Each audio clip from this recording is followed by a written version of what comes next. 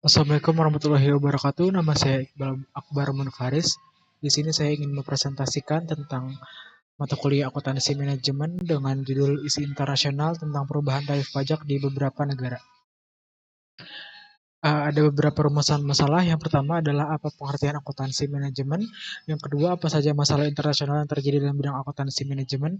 Yang ketiga, apa fungsi dari akuntansi manajemen. Dan yang terakhir, bagaimana menyelesaikan masalah yang terkait dengan akuntansi manajemen. Yang pertama adalah latar belakang. Akuntansi manajemen adalah proses penyajian informasi akuntansi yang bertujuan untuk mendukung pihak manajemen dalam pengambilan keputusan dan mengelola operasional usaha. Ini mencakup segala bentuk kegiatan akuntansi yang membantu manajemen menjalankan bisnis dengan efisiensi. Di bidang akuntansi yang sering berhubungan dengan keuangan, terjadi masalah atau isu yang disebabkan oleh manajemen yang buruk dan ketidaksesuaian antara manajemen dan akuntansi. Yang selanjutnya adalah tujuan. Tujuan dari dibuatnya makalah ini adalah mengetahui masalah dan isu-isu yang sering terjadi pada skala internasional dan pada bidang akuntansi, manajemen, serta memahami cara menangani permasalahan sebagai seorang mahasiswa akuntansi. Yang pertama adalah pengertian akuntansi manajemen. Adalah penyajian laporan keuangan untuk memberikan keputusan terbaik dan informasi bagi pihak internal dan eksternal. Dalam bisnis internasional, akuntansi manajemen berperan penting sebagai pusat informasi perusahaan, mengelola informasi pendapatan, biaya, dan laba. Tugasnya tidak hanya menyajikan informasi yang diperlukan, tetapi juga memberikan usulan strategi untuk mengatasi masalah keuangan dan bisnis. Akuntansi manajemen diperlukan dalam bisnis untuk mengatasi isu keuangan dan bisnis. Mereka harus mendapatkan pelatihan, pendidikan, dan tetap up-to-date dengan perubahan terkini dalam bisnis global. Tugas utama akun manajemen adalah menyediakan informasi relevan kepada pihak manajemen dan tetap mengikuti perkembangan dengan membaca berbagai buku dan artikel di berbagai bisnis seperti sistem informasi, pemasaran, manajemen politik, dan ekonomi. Dalam konteks bisnis internasional, akuntansi manajemen harus terus meningkatkan kemampuannya dengan memahami aturan bisnis internasional untuk mendukung penyelesaian masalah bisnis dan keuangan. Yang selanjutnya, isu internasional dalam akuntansi adalah perbedaan tarif dalam zona perdagangan. Pemerintah Amerika Serikat telah menetapkan zona perdagangan luar negeri, yaitu wilayah di dekat kepabeanan yang berada di daratan Amerika Serikat, tetapi dianggap berada di luar wilayah perdagangan Amerika Serikat. Contohnya seperti San Antonio, New Orleans, dan Port Catoosa. Kota tersebut adalah kota-kota dengan zona perdagangan luar negeri. Beberapa perusahaan Amerika Serikat telah mendirikan pabrik manufaktur di dalam zona perdagangan luar negeri. Barang yang diimpor ke zona perdagangan luar negeri tidak dikenakan biaya masuk selama barang tersebut berada di zona tersebut. Keadaan ini memiliki dampak penting bagi perusahaan manufaktur yang mengimpor bahan baku, karena tidak perlu membayar tarif sampai komponen keluar dan dari zona perdagangan sebagai bagian dari produk jadi. Perusahaan dapat menunda pembayaran biaya masuk dan mengurangi kerugian yang terkait dengan modal kerja.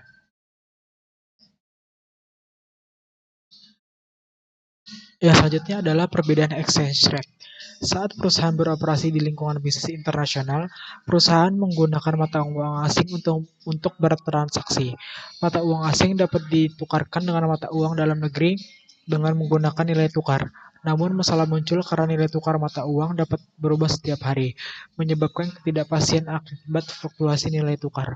Akuntan manajemen memainkan peran penting dalam manajemen risiko mata uang, yaitu mengelola risiko yang timbul akibat fluktuasi nilai tukar mata uang, seperti risiko transaksi, risiko ekonomi, dan risiko translasi.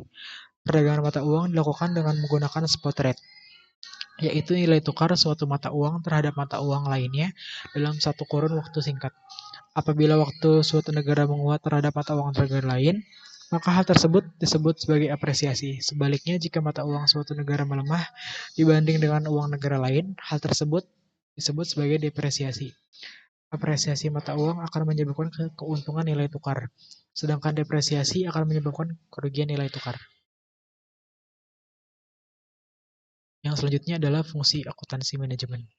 Ada beberapa fungsi akuntansi manajemen. Yang pertama, sebagai sumber keputusan. Akuntansi manajemen dapat menyajikan data dalam bentuk perbandingan, prediksi, dan rasio yang dapat ditukar. Oleh karena itu, keberadaannya sangat penting karena data yang disajikan dapat digunakan sebagai pertimbangan yang akurat untuk memastikan perencanaan dan pengambilan keputusan yang dilakukan dengan tepat. Yang kedua, sebagai sumber informasi. Akuntansi manajemen berperan sebagai kegiatan yang menghasilkan data penting bagi perusahaan. Data yang dihasilkan dari sistem ini dapat membantu perusahaan dalam meramalkan pertumbuhan bisnisnya dan memberikan informasi kepada para pemilik usaha tentang langkah-langkah pengembangan bisnis yang perlu diambil di masa depan. Yang ketiga, sebagai media komunikasi. Setiap level manajemen membutuhkan jenis informasi yang berbeda, yang harus disesuaikan dengan kebutuhan masing-masing pihak. Akuntansi manajemen dapat dimanfaatkan untuk memfasilitasi komunikasi yang lebih efektif antar semua level manajemen termasuk tingkat bawah, menengah, dan tingkat teratas. Yang selanjutnya adalah cara menghadapi isu yang terjadi. Dari masalah yang terjadi pada akuntansi manajemen seperti terjadinya selisih kurs menjadi hambatan bagi akuntan manajemen. Solusinya adalah perbedaan nilai transaksi dalam mata uang asing dikonversi menjadi mata uang fungsional dengan menggunakan rasio pertukaran dua mata uang asing. Selisih kurs ini muncul saat penyelesaian pos moneter atau saat penjabaran pos moneter. Pada kurs yang berbeda dari kurs pada saat moneter tersebut dijabarkan. Selisih kurs diakui dalam laporan laba rugi pada periode saat terjadinya perubahan nilai kurs. Pos moneter dalam transaksi mata uang asing yang mengalami perubahan kurs antara tanggal transaksi dan tanggal penyelesaian akan menimbulkan selisih kurs. Jika transaksi diselesaikan dalam periode akuntansi yang sama dengan terjadinya transaksi, maka selisih kurs dapat diakui sebagai periode tersebut. Namun, jika transaksi diselesaikan pada periode akuntansi berikutnya, maka selisih kurs diakui dalam setiap periode hingga tanggal penyelesaian dengan memperhitungkan perubahan kurs selama periode masing-masing. Untuk menimbulkan selisih kurs bisa dengan cara transaksi dengan mata uang asing dalam penjualan dalam negeri. Disarankan untuk berusaha hanya bertransaksi dengan menggunakan mata uang yang sama. Artinya, gunakan mata uang yang sama antara transaksi yang menghasilkan liabilitas dan transaksi yang menghasilkan aset. Dari penjabaran tersebut dapat disimpulkan bahwa ada beberapa isu internasional yang menjadi hambatan bagi akuntan manajemen yang menyulitkan perusahaan dalam bertransaksi. Di antaranya adalah perbedaan nilai tukar antar negara yang menyebabkan adanya selisih yang bisa merugikan perusahaan. Terima kasih. Demikian presentasi dari saya. Assalamualaikum warahmatullahi wabarakatuh. Yang selanjutnya adalah untuk perhitungan direct labor cost dan cost overhead driver tiap aktivitas. Yang pertama adalah kita mencari tentang total direct labor cost dengan cara menambahkan direct labor cost elegan dan ditambah direct labor cost fina. Direct labor cost elegan berjumlah $9.000 ditambah dengan $3.000 sampai dengan $12.000. Untuk mencari rate overhead yaitu dengan cara membagi total overhead cost dibagi dengan total direct labor cost. Dapat hasil 21.000 dibagi dengan $12.000 didapat 1,75 dolar per labor cost.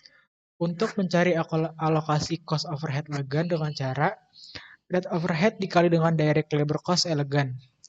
1,75 dikali dengan 9.000 didapat hasil $15.750. Yang selanjutnya adalah untuk mencari cost overhead unit per elegan. Dengan cara cost overhead elegan dibagi dengan unit elegan. Sama dengan 15.750 dibagi dengan 3.000 didapat hasil 2,25 per unit. Alokasi cost overhead fina dengan cara rate overhead dikali dengan direct labor cost fina. Rate overhead berjumlah 1,75 dikalikan dengan 3.000 didapat hasil $5.250. Untuk mencari cost overhead per unitnya Vina, dengan cara cost overhead Vina dibagi dengan unit Vina, 5.250 dibagi 3.000 didapat hasil 1,75 per unit. Untuk total cost unit per elegan, direct labor cost elegan ditambah dengan direct material cost elegan ditambah dengan cost overhead per unit elegan. 9.000 ditambah dengan 3.000 ditambah dengan 5,25 didapat hasil 17,250 dolar. Untuk mencari total cost unit per unit Vina, kita tambahkan semua dengan cara direct labor cost Vina ditambah direct material cost ditambah dengan cost overhead per unitnya. Dapat hasil 7.750 dolar. Yang selanjutnya adalah untuk cost overhead per unit elegan.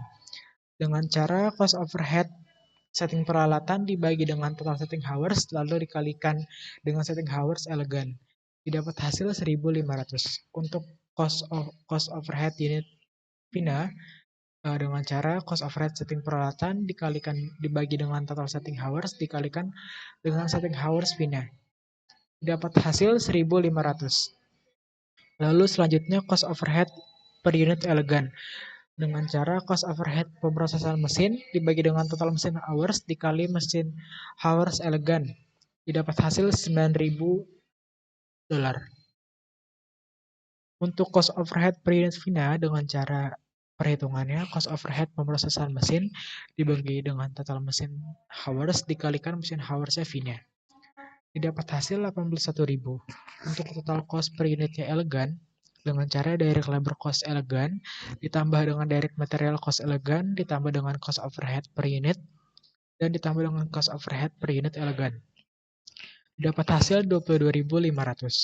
Untuk total cost per unit Vina, cara perhitungannya adalah dengan direct labor cost Vina ditambah dengan direct material cost Vina ditambahkan dengan cost overhead per unit Vina ditambahkan dengan cost overhead per unit Vina. Didapat hasil 88.500.